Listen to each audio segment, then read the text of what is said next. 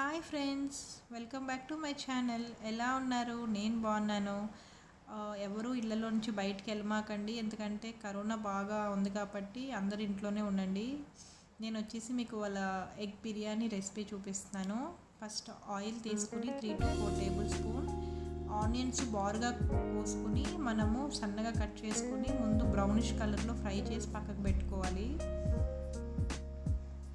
ఎందుకంటే బిర్యానీలో కంపల్సరీ బ్రౌన్గా వేయించుకుని పక్కకు పెట్టుకుంటే ఆనియన్స్ ఉంటేనే టేస్ట్ బాగుంటుంది అన్నమాట. సో బ్రౌన్ లైట్ గోల్డ్ కలర్గా వచ్చేదాకా మనం ఫ్రై చేసుకోవాలి. ఆనియన్స్ సిమ్లో పెట్టి ఫ్రై చేసుకోవాలి 5 to 10 minutes.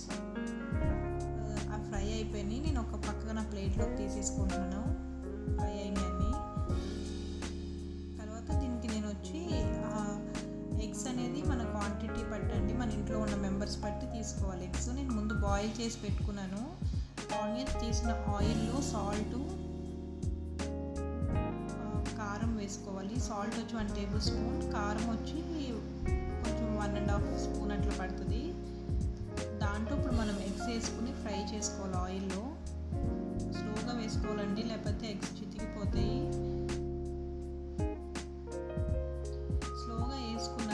మనం గెరిటి పట్టుకుని తిప్పకూడదు, ఎందుకంటే కింద స్టిక్ అవుతుంది కాబట్టి కొంచెం మనం పక్కన హ్యాండిల్స్ పట్టుకుని తిప్పాలి. కొంచెం ఫ్రై అయ్యాక అప్పుడు మనము గెరిటితో తిప్పవచ్చు, ముందే తిప్పకూడదు. నేను తిప్పుతున్నాను కదా, అట్లా తిప్పితే కొంచెం ఆ స్టిక్కినెస్ అనేది తగ్గుద్ది. ముందే మనం గెరిటి పెట్టి తిప్పేస్తే అంత కింద స్టిక్ అయిపోయి తొందరగా ఎగ్స్ అనేది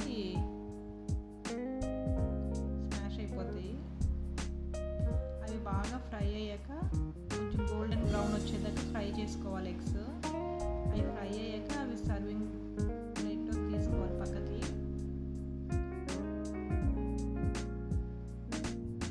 అదే ఆయిల్లో నెక్స్ట్ వచ్చేసి అదే ఆయిల్లో మనం ఇంకా మిగతా కట్ చేసి పెట్టుకున్న ఆనియన్స్ అవి ఉంటాయి కదా, అవన్నీ వేసి ఫ్రై చేసుకోవాలి. ఫస్ట్ వచ్చి నేను బిర్యానీ కావాల్సిన ఐటమ్స్ చెక్క, లవంగం, బిర్యానీ ఆకు అవన్నీ వేసి ఫ్రై చేసుకుంటున్నాను.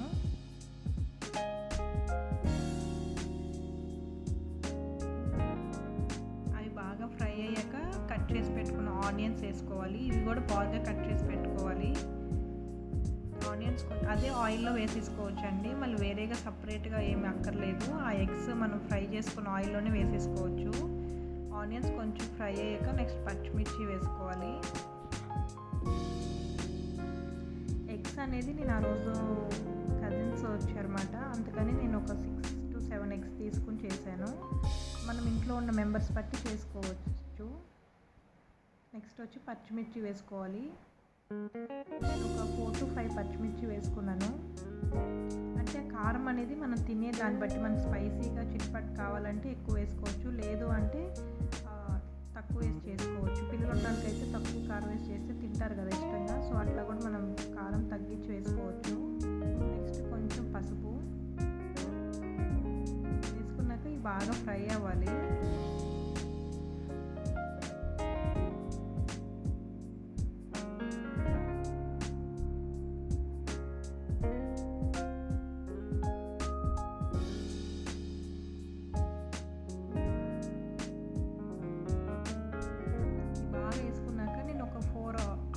కట్ చేసి పెట్టుకున్నాను పెద్దవి. 4 టమాటాస్ పండువి వేసుకుంటే తొందరగా మగ్గిపోతాయి. మనకి పచ్చి వేస్తే అది టేస్ట్ బాగోదు, పండు వేసుకోవాలి. సో నేను 2 పెద్ద సైజు 2 చిన్న సైజు టమాటాస్ కట్ చేసి వేసుకున్నాను. నెక్స్ట్ వచ్చి ఇందాక 1 టేబుల్ స్పూన్ సాల్ట్ వేసుకున్నాం కదా, మళ్ళీ ఇప్పుడు ఇంకొక 1 స్పూన్ సాల్ట్ వేసుకుంటున్నాను. సాల్ట్ వేస్తేనే టమాటా ముక్కలు అనేది మనకు తొందరగా మగ్గుతాయి. సో మనం సాల్ట్ వేసుకున్నాక కొంచెం తిప్పి మూత పెట్టుకోవాలి.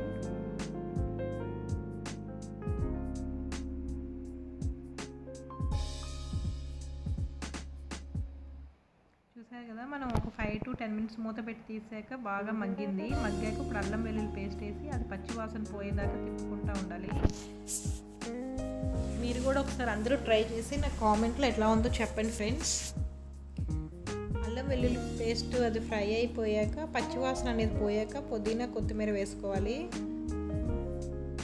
పుదీనాను కొత్తిమీర కొంచెం వేస్తే ఫ్లేవర్ పడుతుందని ముందే వేసాను పుదీనాను కొత్తిమీర. వేసుకున్నాక ఇప్పుడు ఇంకొక 1 స్పూన్ కారం వేసుకుంటున్నాను.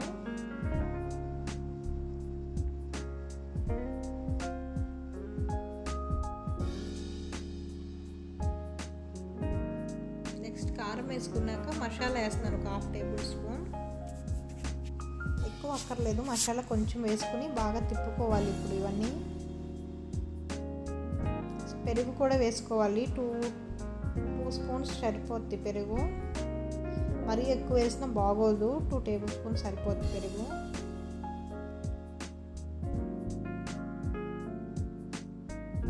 ఎంత కలిసేటట్టు బాగా కలుపుకొని ఆయిల్ పైకి వచ్చేదాకా మనం బాగా కలుపుకుంటూ ఉండాలి. కొంచెంసేపు ఉడకాలి. ఆయిల్ పైకి వచ్చేస్తే అప్పుడు మనకు ఉడికిపోయినట్టు మాట గ్రేవీ అనేది.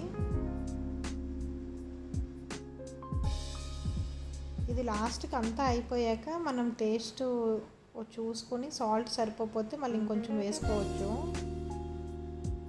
సరిపోతే ముందే ఎక్కువ వేసేస్తే మళ్ళీ ఎక్కువ అయిపోతుంది కదా సాల్ట్, అంత కొంచెం తక్కువ వేసుకుని లాస్ట్కి సరిపోతే అప్పుడు మళ్ళీ కొంచెం సాల్ట్ వేసుకోవచ్చు. ఇది యాక్చువల్లీ మనం ప్రెషర్ కుక్కర్లో చేసుకోవచ్చు, విడిగా అయినా చేసుకోవచ్చు, రైస్ కుక్కర్లో పెట్టుకోవచ్చు. నేను కరెంట్ రైస్ కుక్కర్లో పెట్టే అట్లయితే ఈజీగా ఉంటుందని నేను పెట్టాను. ముందు గ్రేవీ వేసేసాను బౌల్లో. గ్రేవీ వేసాక పైన బాస్మతి రైస్ వాష్ చేసి పెట్టుకుని పైన వేసాను అనమాట, గ్రేవీ పైన.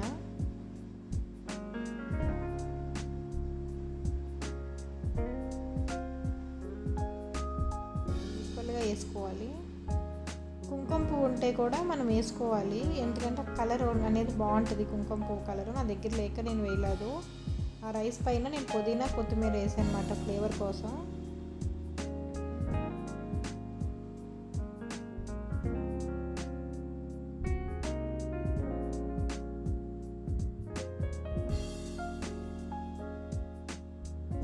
పుదీనా కొత్తిమీర అట్లానే ఎక్కువ వేయకూడదు, అట్లానే తక్కువ వేయకూడదు. సరిపడా వేసుకుంటే ఫ్లేవర్ ఉంటే బాగుంటుంది.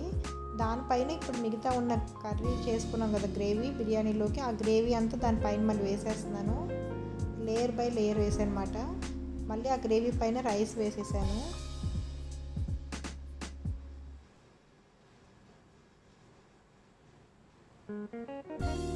నెక్స్ట్ నేను వచ్చి 1 కప్ బాస్మతి రైస్కి 1.5 కప్ వాటర్ తీసుకున్నాను. వాటర్ వేసేస్తున్నాను అనమాట. దీనికి ఎక్కువ వాటర్ కరెక్ట్గానే పోయాలండి. ఎక్కువ వాటర్ పోస్తే మెత్తగా అయిపోతే టేస్ట్ అనేది బాగోదు. సో నేను 1 కప్ బాస్మతికి 1.5 కప్ వాటర్ తీసుకున్నా.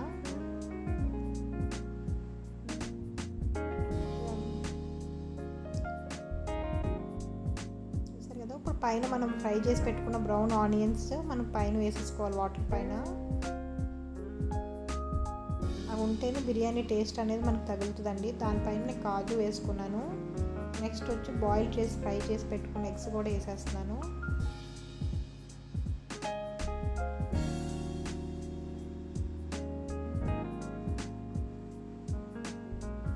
మనకి ఎంతో 1/2 అవర్లో అయిపోతుంది egg biryani.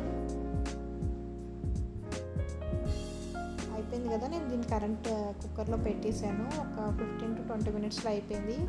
Egg biryani ready అయిపోయింది. నా వీడియో కనుక మీకు నచ్చినట్లయితే లైక్ చేయండి, షేర్ చేయండి, సబ్స్క్రైబ్ చేయండి ఫ్రెండ్స్. బాయ్.